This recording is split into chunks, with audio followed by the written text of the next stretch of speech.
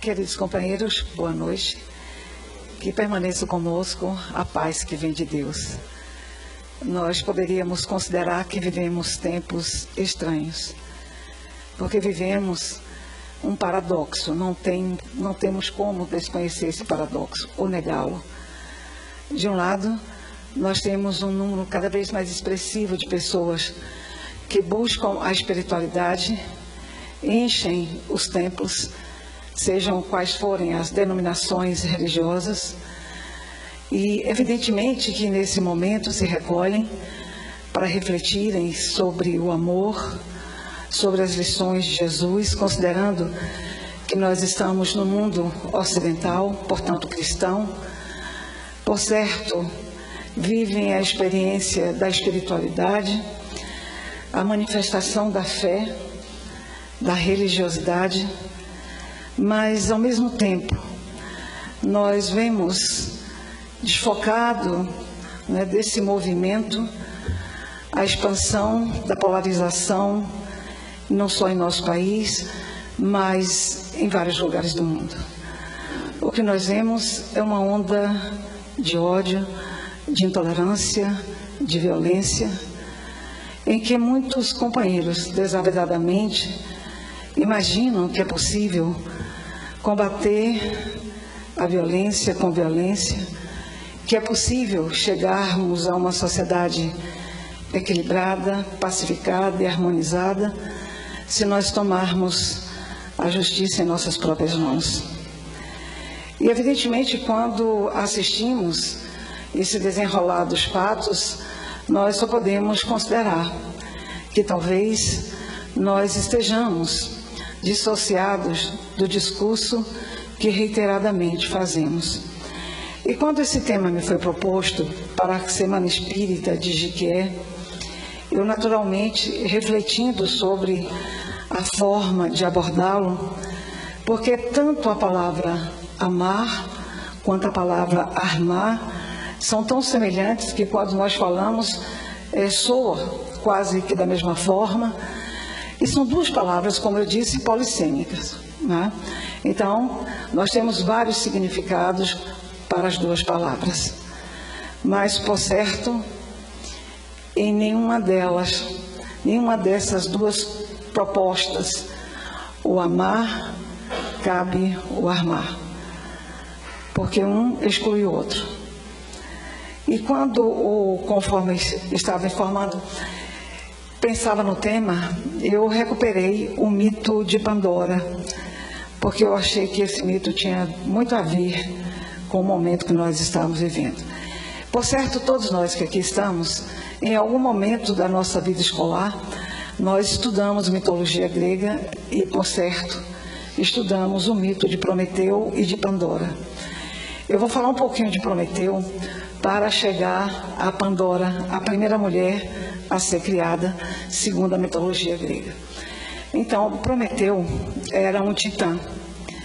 E Prometeu agiu contrariando as ordens dos deuses, e ele roubou o fogo e deu o fogo de presente ao homem. Evidentemente que Zeus foi tomado de ira, porque estamos falando, dos deuses do Olimpo, da mitologia grega. Ele foi tomado de ira e, por isso mesmo, ele esperava, o Prometeu esperava a vingança dos deuses. E a vingança para Prometeu vem na forma, vocês se lembram, que ele tinha que subir uma montanha rolando uma pedra. E no dia seguinte, a pedra descia, ele tinha que rolar a pedra. Mas eu queria chamar a atenção do fato de que Prometeu tinha um irmão. O irmão de Prometeu era Epimeteu. Vamos ver o significado de Prometeu. E essa palestra se propõe, inclusive, aliás, como toda palestra, a convidar os irmãos a saírem da zona de conforto e refletirem. Talvez eu cause um certo incômodo com algumas coisas que eu vou trazer. Mas lembro que tudo que eu vou falar aqui está embasado na codificação e no Evangelho de Jesus. Na verdade, ao longo da minha exposição, eu vou citar 12 passagens distintas do Evangelho. E seguramente pelo menos 5 perguntas do Livro dos Espíritos, além de textos da Revista Espírita. Então vejamos, Prometeu significa aquele que é previdente, aquele que reflete antes de falar. Será como Prometeu? Ou somos Epimeteu? O seu irmão, ao contrário, é aquele que fala sem refletir. É aquele que fala impensadamente. É o irrefletido. Mais tarde, o filósofo Platão diria em A República que uma vida irrefletida não vale a pena ser vivida. Mas eu quero crer que na maior parte do tempo, eu estou falando de mim mesma, tomando como exemplo a minha própria conduta, nós agimos intempestivamente, sem trazermos a reflexão e, sobretudo, chamarmos Jesus para as nossas decisões. Lembrarmos das lições que nós abraçamos como referência ética e moral para as nossas vidas. Então, Prometeu sabia que os deuses continuariam o seu processo de vingança. Por isso, previnha Epimeteu para que ele não cometesse nenhuma falha, que ele cuidasse de pensar para que Zeus não se vingasse dele. Mas, como ele era irrefletido, um belo dia, ele recebe um presente irrecusável. Era uma mulher belíssima, Pandora. Pandora foi dotada de características muito especiais. Cada deus do Olimpo deu a Pandora um dom ou uma característica. Inclusive, recebeu da deusa da beleza muita beleza física, muita formosura. Ela também recebeu alguns vícios desses deuses e foi entregue a Epimeteu. Epimeteu se apaixona por Pandora e se casa com ela. Observem que não há muita diferença na mitologia adâmica e na mitologia grega, porque essa primeira mulher, ela tinha algumas características que lembram Eva. Observem, a partir de Pandora, o homem vai perder o paraíso, dentro da mitologia grega. Vejamos como.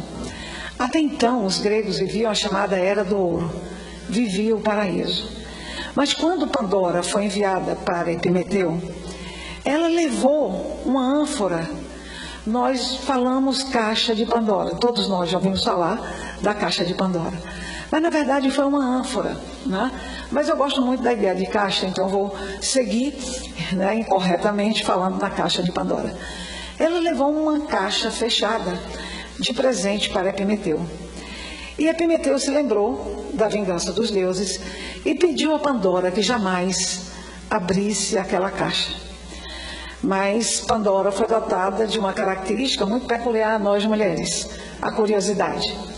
Então, o desejo que Pandora tinha era em algum momento abrir aquela caixa e olhar o que tinha dentro.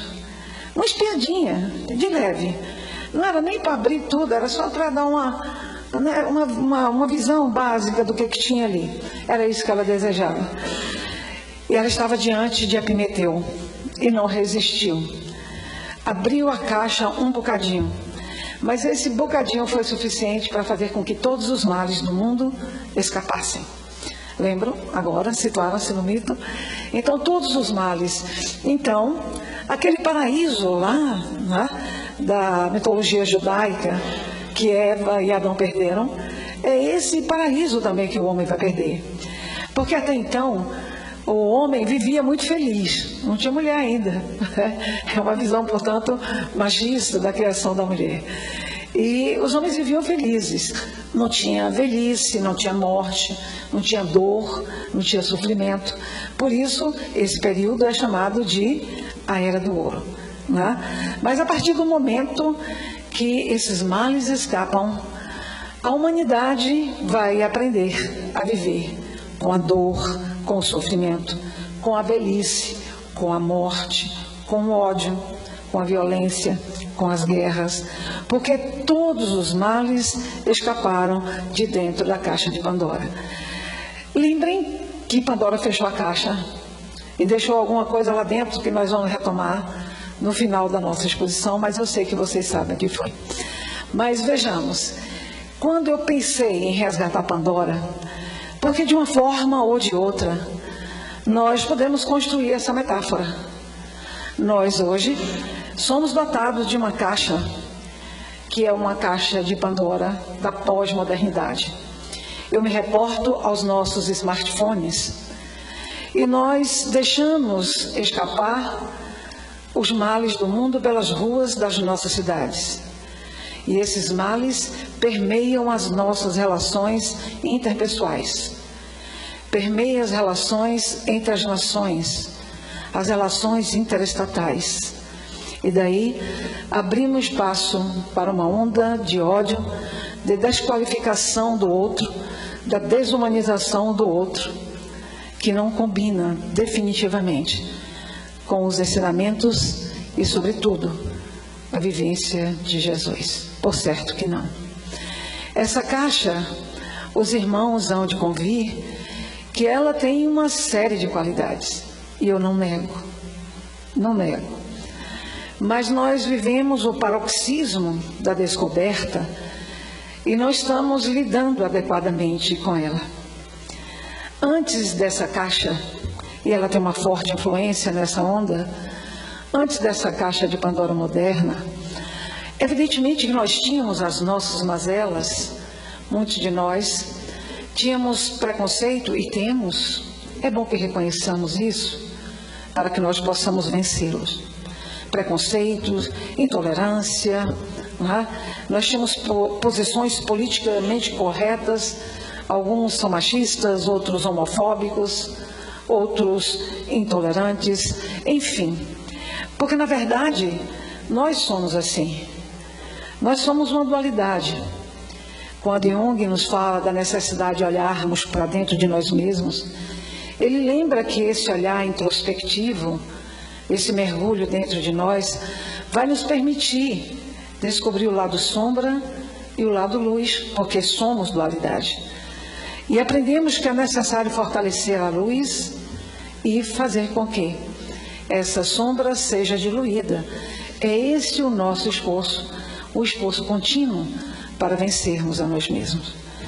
Quando nós consideramos, olhando especificamente o que nos ensina a questão 540 do Livro dos Espíritos, do átomo ou arcanjo, que um dia começou por ser átomo, nós sabemos do nosso processo evolutivo e sabemos que está grafado no nosso psiquismo toda a experiência de vida. Minha irmã Alba, que já fez palestra aqui nessa casa, ela construiu uma ideia muito interessante sobre esse nosso psiquismo. Nós somos um oceano, mas nos manifestamos na forma de uma gota. Mas muitas vezes, esse oceano que somos, que é o resultado das experiências e vidas, tenta escapar por essa gota. Daí a necessidade do nosso processo de autoeducação, desse olhar buscando a autotransformação, para que não continuemos incorrendo em erros. Então, se essa caixa, que aliás está preconizada nas obras de André Luiz, toda essa parafernália científica e tecnológica que nós usufruímos hoje, está prevista na obra de André Luiz. Quem já leu as obras, já leu a respeito delas. Era irreversível que elas viessem. E elas são extremamente úteis. Mas observem, de novo o convite à reflexão.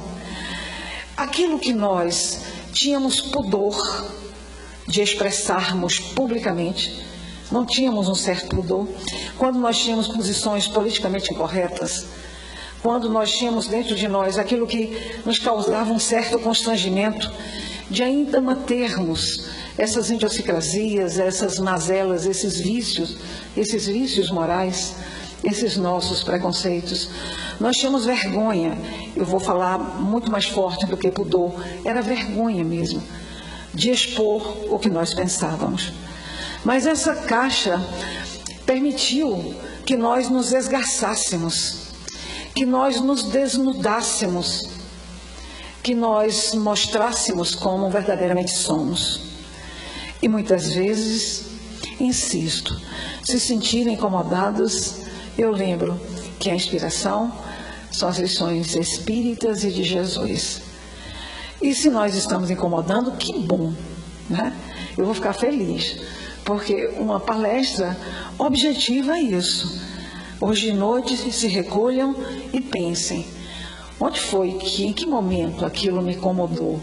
Porque é aí que está a nossa mazela, é aí que nós precisamos investir. Então veja, quando nós estamos aqui refletindo sobre amor, e metade da minha exposição vai ser sobre o amor, evidentemente, nós saímos daqui e pegamos a nossa caixa de Pandora. Muitas vezes, dentro das nossas instituições religiosas, nós temos grupos extremamente edificantes, que se reúnem para olhar pelo mundo, vibrando pela paz, orando pela paz. Pela paz nas famílias, na comunidade, em nosso país e no mundo. E ficamos ali meia hora, 30 minutos, 40 ali, meditando e pedindo a Deus que olhe por nós, pedindo a paz. Mas saímos, ligamos a nossa caixa e partilhamos mensagem de ódio, partilhamos mensagem de intolerância. Muitas vezes sabemos, inclusive, ou suspeitamos que é fake news. Aqueles que são mais habituados a lidarem com isso, têm inclusive conhecem mecanismos de verificarem se as informações são verídicas. Mas utilizem, sobretudo, o crivo da necessidade de partilhar mensagens de ódio, quando nós precisamos urgentemente falar de amor. E mais do que falar, experimentar o amor em nossas vidas. Reflitamos sobre a necessidade de mudarmos a nossa conduta. Evidentemente que em alguns momentos, aqui todo mundo tem grupo, né, de família, eu às vezes observo algumas mensagens indevidas e lembro, mas vocês verificaram o que vocês postaram? E aí quem postou diz assim, mas eu nem li, saí compartilhando sem observar. Nós espíritas não podemos perder de vista uma coisa importantíssima. Nós vivemos num campo energético. E aquilo que nós pensamos, aquilo que nós projetamos mentalmente, abre as nossas portas e janelas para influências espirituais. Então nós não podemos buscar questões que produzam a nossa desarmonia, porque nós ficamos mais suscetíveis a essa influenciação deletéria e somos sempre responsáveis por ela. Kardec, em um texto magistral, no livro, uma das revistas espíritas, que eu vou ficar devendo um número, ele faz uma observação como educador que era. Ele visitava vários lares, ele visitava famílias francesas, porque ele era educador, e nas viagens espíritas que ele fazia, ele tinha contato com essas relações familiares e escreveu um texto refletindo sobre isso. Esse texto diz, mais ou menos assim, uma leitura muito resumida, ele diz que observava que as famílias educavam seus filhos fazendo assim. Se as crianças desobedeciam, se elas eram impertinentes, evidentemente que eu estou falando de uma família patriarcal, autoritária, que é a família do século XIX, elas recebiam como castigo, para que pudessem ser educadas, fazer as refeições com os criados. Tratava-se de famílias abastadas, que tinham muitos empregados. Então, o senhor ou a senhora que castigava a criança, mandava que elas se recolhessem para fazer as refeições com os criados. Isso era uma punição. O que nós estamos ensinando num processo assim? Que nós somos divididos em cidadãos de um determinado tipo, de outro tipo, ou utilizando uma visão corriqueira, cidadãos de primeira e de segunda classe.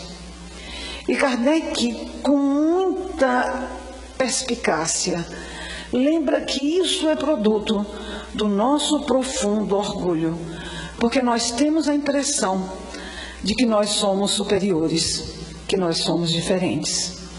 E essa visão de que nós somos superiores, os outros evidentemente são inferiores, e eu posso desumanizá-lo, destratá-lo. Não foi assim ao longo da nossa história? Quantos crimes cometemos? Basta aqui citarmos a escravidão, as cruzadas, a Inquisição, a escravidão de novo. Né? Então, adotamos isso como forma de organizar a sociedade. E Kardec, na Lei de Igualdade, na questão 806, pergunta aos espíritos se as desigualdades sociais que nós vivemos é criação divina. Qual a resposta? Que os espíritos não é criação do homem. Então, esse tecido social esgarçado que aí está, é produto do que nós escolhemos para construir a nossa sociedade. Então, essa falsa impressão que nós mantemos de que somos seres superiores, é bom lembrar que existe sim superioridade e inferioridade. E qual é essa inferioridade e superioridade? De conquistas ético-morais. Então, existem espíritos que já fizeram mais conquistas, que são, do ponto de vista ético e moral, mais avançados, e aqueles que são mais atrasados. Mas, evidentemente, que alguém que fez conquista ética e moral não vai se perceber superior a ninguém, porque já venceu em si o egoísmo, o orgulho. E Kardec nos traz como segundo elemento para nortear essa nossa visão social na construção desse tecido esgarçado, é o egoísmo. Portanto, os dois gigantes da alma, o orgulho e o egoísmo. Porque nós somos cristãos, falamos de amor, mas na hora de fazermos as nossas escolhas, nós olhamos o que interessa a nós mesmos, o que nos beneficia. Nós tomamos as nossas decisões a partir de interesses pessoais ou interesses corporativos, e não aquilo que vai trazer maior benefício para a sociedade. E quando eclode a violência, quando nós observamos o desencadear da violência, nós perguntamos por quê e queremos dar resposta a tudo isso. Nós vamos a Isaías, Antigo Testamento. A paz não resulta do equilíbrio de forças, mas resulta da justiça. Eu vou repetir. Profeta Isaías, Antigo Testamento. A paz não resulta do equilíbrio de forças, resulta da justiça. Enquanto nós não construirmos um mundo melhor, e eu não posso ter a consciência tranquila se o mundo não for bom para todo mundo, não é assim que nós pensamos? Imagine, está lá na questão 922 do Livro dos Espíritos, o que é que nós podemos entender por felicidade? Porque a felicidade não é uma coisa que se define. E os espíritos respondem, do ponto de vista material, a posse do necessário. Do ponto de vista moral, a consciência tranquila. Como eu posso me recolher e ter a consciência tranquila se nesse mundo injusto que nós estamos e que nós temos a responsabilidade de melhorar? Porque quando nós lemos os textos de Santo Agostinho no Evangelho segundo o Espiritismo, e nós aprendemos as características do mundo de regeneração, nós aprendemos que a bondade vai prevalecer, que é um critério matemático, aliás, está na questão 1018 do Livro dos Espíritos.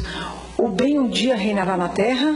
Sim, quando aqui predominarem os que estão comprometidos com o bem. Então, é um critério matemático. Nós temos que nos comprometer com o bem. Nós temos a responsabilidade de construir o bem, de nos comprometermos com a construção de um mundo melhor. Observe, questão 642 do Livro dos Espíritos. Eu raramente, ultimamente, tenho feito palestra sem citar essa questão, porque ela é emblemática. Kardec indaga, lá no terceiro livro, aos espíritos, se para ser agradável a Deus, basta o homem não fazer o mal. E a resposta que os espíritos dão é não. É preciso fazer o bem no limite das suas forças, senão responderá pelo mal que advier do bem que deixou de fazer. Então não nos basta sermos omissos porque os erros que advêm das nossas omissões, nós responderemos por ele. Evidentemente que não diante de um tribunal divino, mas diante das nossas próprias consciências, que é o tribunal mais implacável que existe. É diante de nós mesmos, porque estaremos nus diante da nossa consciência. Então nós precisamos mudar, porque na verdade Jesus nos ensinou, quando nos legou a parábola da vinha, que Deus é Pai e que todos somos iguais perante Ele. Aliás, se nós temos uma lição extraordinária na missão que Jesus desenvolveu na terra, essa lição é a paternidade divina. Porque não importa o que os teólogos mais sofisticados tenham dito, que os filósofos tenham construído a respeito de Deus, a mais sublime definição de Deus nós encontramos com Jesus. Deus é Pai. Mas não é Pai de uns, de outros não. É Pai de todos nós. E mais adiante Jesus nos conta a parábola da vinha. Então, o Senhor da vinha, que é Deus, ali representada, a metáfora da parábola exatamente é: o Senhor da vinha saiu naquele dia a regimentar trabalhadores para a sua vinha. Na primeira hora, arregimentou alguns trabalhadores. Na segunda hora, terceira hora, até 10ª hora. Vocês imaginem, nos critérios ainda, medianos que nós temos como espíritos imperfeitos que somos, quão difícil é entender isso.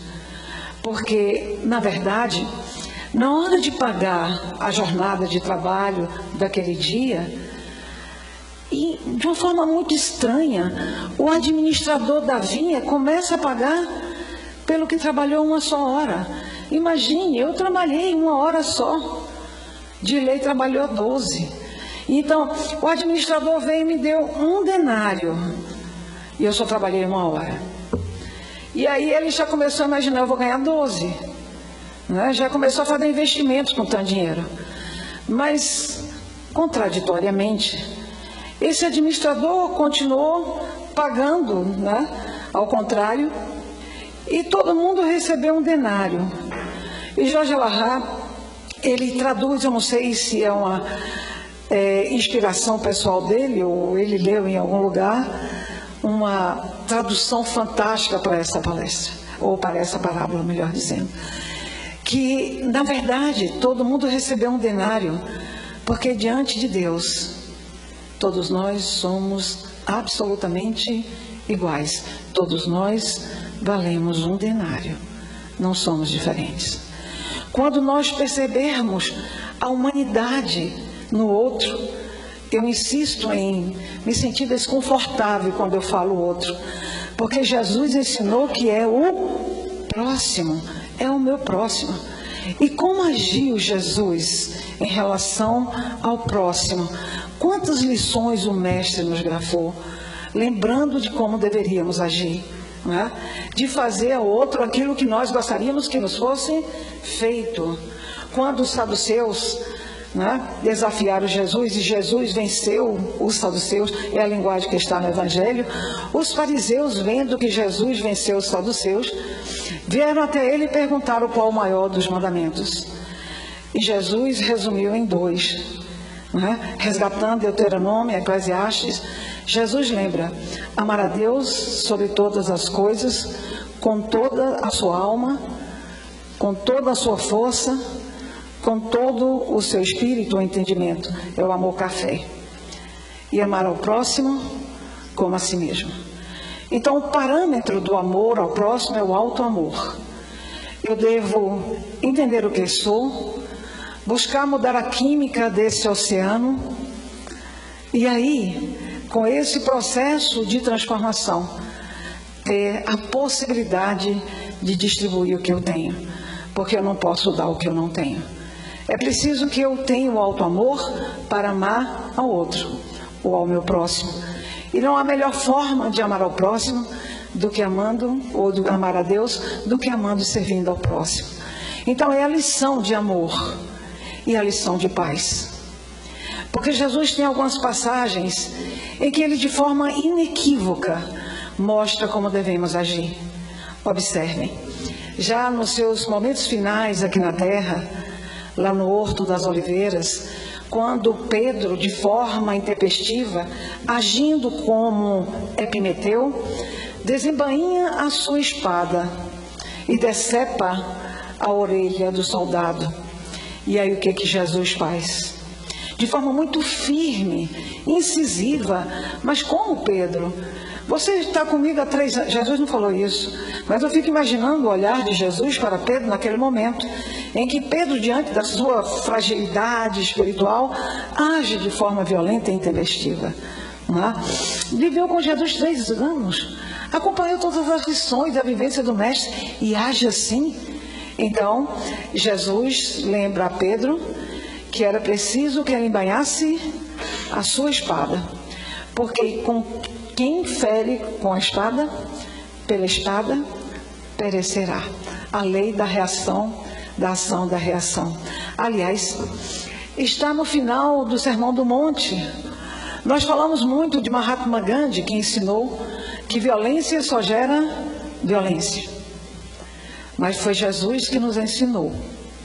Primeiro, dizendo: não resistais ao mal. Ele demonstra isso naquele momento em que ele está com o sumo sacerdote e o soldado agride fisicamente Jesus. Como é que Jesus reagiu? Porque Jesus ensinou: quando alguém bater em uma sua face, ofereça a outra, não foi isso? Eu acho que eu já até disse isso aqui, porque eu sempre tive muito desejo, assim, na adolescência, na minha juventude, que alguém batesse em minha face para ver se eu tinha a coragem de oferecer a outra. Eu queria muito, eu não sei se vocês viveram essa fase, né? Aqui tem muita adolescente, muito jovem, que provavelmente vive esse afã. Mas tomara que bata, eu vou mostrar para ele como é que é, né? Eu vou oferecer a outra. Mas depois eu entendi, ninguém bateu, né? Não tive a oportunidade de testar a minha limitadíssima compreensão da lição de Jesus. Na verdade, o que Jesus nos ensinava é que deveríamos dar uma resposta diferente. Responder o mal com o bem, a violência com a paz, o ódio com o amor. Porque enquanto dermos a resposta que o mundo está acostumado a dar, não avançaremos. Naquele momento, Jesus dá uma demonstração inequívoca de que era o homem amor, porque ele diz assim: eu vou pescar, porque eu quero reproduzir a resposta de Jesus diante da bofetada que levou. Se falei mal, me dá prova desse mal, mas se falei bem, por que me batestes? Jesus era mestre e queria corrigir a atitude daquele homem, e a forma de corrigir era convidá-lo a pensar sobre a sua ação. Foi uma atitude despropositada, porque Jesus nada fez e foi agredido, mas não agrediu como resposta, mas convidou aquele homem a pensar sobre sua escolha. Foi o que nos ensinou: se alguém te obrigar a caminhar 1 milha, caminhe com ele 2. Se alguém lhe tirar a túnica, dele também um manto. São propostas que nós sabemos porque estudamos. Mas o que fizemos? Nós enclausuramos Jesus no seu tempo. Jesus é perfeito para o nosso deleite espiritual. As suas lições tocam os nossos corações e mentes. Mas nós temos dificuldade de fazer essa viagem do cérebro para o coração. De trazer o que sei e transformar no que faço, no que sou. Sabemos muitos textos de memória, muitas questões do Livro dos Espíritos, do Evangelho, mas a grande questão e o grande desafio é exatamente pensarmos o quanto somos daquilo que tanto nós sabemos. O que fazemos com a cultura que temos? Dizer-nos espíritas não nos torna espírita. Viver a mensagem espírita, a mensagem de Jesus, isso sim, nos torna espírita, nos torna cristão. Jesus nos legou um discurso de paz. Está no Sermão do Monte 2 passagens. Encontramos ali 2 passagens. Estão lá, essas 2 passagens. Na primeira, Jesus fala: Os mansos herdarão a terra. Então, nós temos que desenvolver em nós a mansuetude. Não é nos armarmos contra o outro. Não é permearmos as nossas relações nos lares. Não é assim. Nós temos tantas histórias de conflitos entre companheiros que escolheram partilhar a vida juntos. Esposo agredindo esposa, filho agredindo pais, pais agredindo filhos, o isolamento e a solidão dentro do próprio lar, a indiferença, a beligerância dentro da nossa família. Quantas famílias transitam pelo mundo com relações permeadas pela agressividade, pelo armai-vos. Nós estamos sempre com o pé atrás em relação às pessoas que convivem conosco e por nada nós explodimos. Nós somos epimeteus a maior parte do tempo, não refletimos no campo de trabalho, no local de trabalho, no trânsito. No trânsito é um horror. Eu ainda essa semana, hoje começa outra, mas segunda-feira da semana passada, estava eu ali na 2 de julho descendo com minha madrasta, saímos para comprar um biscoito e ali no sinal, 2 carros deram uma freada brusca exatamente quando nós estávamos descendo a rua, né, ali no passeio junto ao sinal. E aí nós pensamos que o sinal mudou abruptamente, mas na verdade 2 pessoas saíram do carro. Os dois senhores, numa faixa etária acima de 50 anos, seguramente. E o desespero das companheiras, presumo que eram companheiras, que estavam ali, que desceram também para evitar que um mal maior acontecesse. E o pânico que se instalou. Eu, inclusive, acompanhando minha tia, que é doente, segurei no braço, evidentemente saí correndo. E imagino que aquilo ali foi produto desse armar-se, porque nós estamos armados contra o outro. Vai ver que foi uma fechada, uma coisa insignificante, mas a nossa predisposição, né, ao conflito faz com que nós explodamos por absolutamente nada. No esporte, as famílias que vão aos estádios para torcerem por seus times, e o medo de ao chegarem ser agredidos no estádio, antes do estádio, dentro do transporte coletivo. Então, são relações permeadas pelo armai-vos, quando deveríamos estar com relações permeadas pelo amai-vos, porque buscamos seguir ao Cristo. E ele diz mais, ele fala que os pacificadores serão chamados filhos de Deus, estão no patamar acima. Tão poucos são os pacificadores, e Jesus foi o maior de todos eles. É preciso dar um passo além de ser manso, é preciso ser pacificador, e Jesus o foi. E essa herança que ele nos legou, ela é atualíssima, ela é atemporal. É preciso trazer isso para as nossas vidas. É preciso lembrar da necessidade de nos armarmos de amor, de amorosidade, de afetividade, de alteridade, de empatia, de acolhimento, de estarmos ali juntos sempre, apoiando nas necessidades daqueles que transitam conosco pela vida terrena, de trazermos Jesus, de libertarmos Jesus da velha Palestina e trazermos Jesus na hora de fazermos as nossas escolhas. Porque estamos tendo a oportunidade ímpar de estarmos encarnados. Quantos anos nós esperamos no mundo espiritual por essa oportunidade? E é a oportunidade de crescimento. Não podemos agir de uma outra forma, senão nos comprometendo com o amor. Amor é uma palavra polissêmica, tão rica em significados. Se algum evento me desse como tema definição do amor, por certo, eu não teria como fazer a palestra, porque não temos como fazer, não damos conta, dada a complexidade e a quantidade de sentido da palavra amor.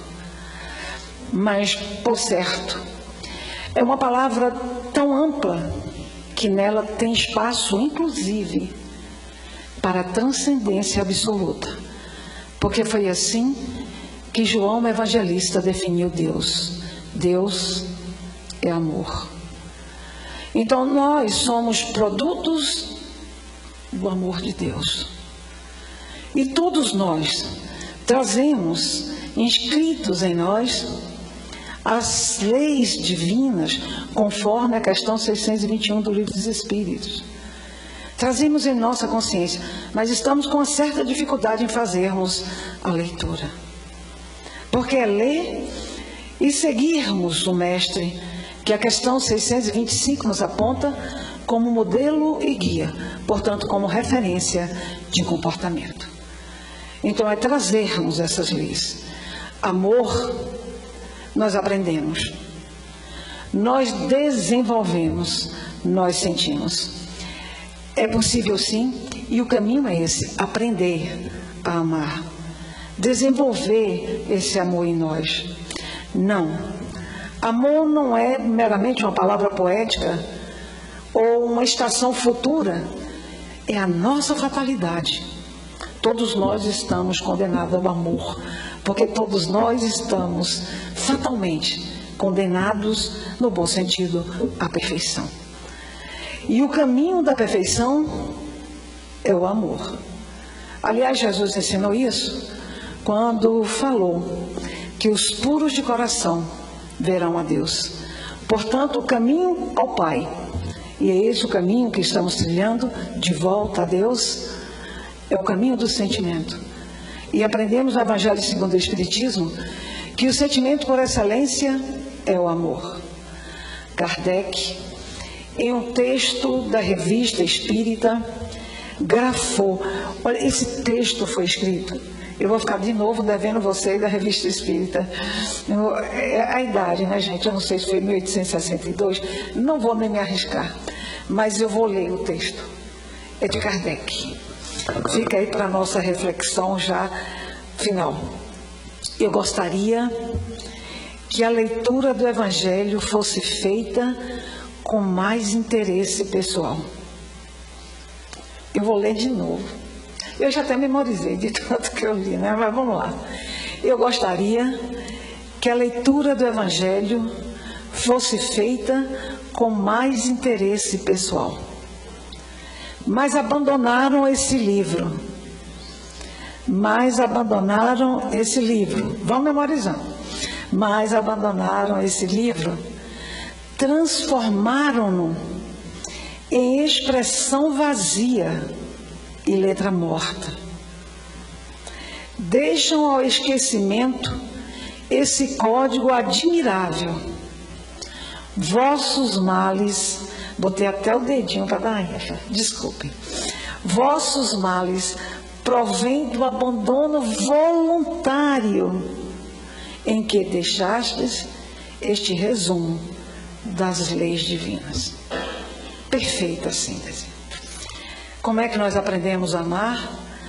Como é que nós saberemos se estamos no caminho do amor? Fácil. Tudo que nos aproxima da lei divina nos aproxima do amor. Tudo que nos afasta dessas leis nos afasta do amor. E no capítulo 25 de João, naquele sermão último que Jesus nos legou, ele lembra que vos ameis uns aos outros. Lembra que ele falou isso? Parece que ele já tinha falado isso antes, né? Repetiu para a gente não esquecer? Não. Um último ensinamento eu vos dou: que vos ameis uns aos outros. O desafio é que tem um como eu vos amei.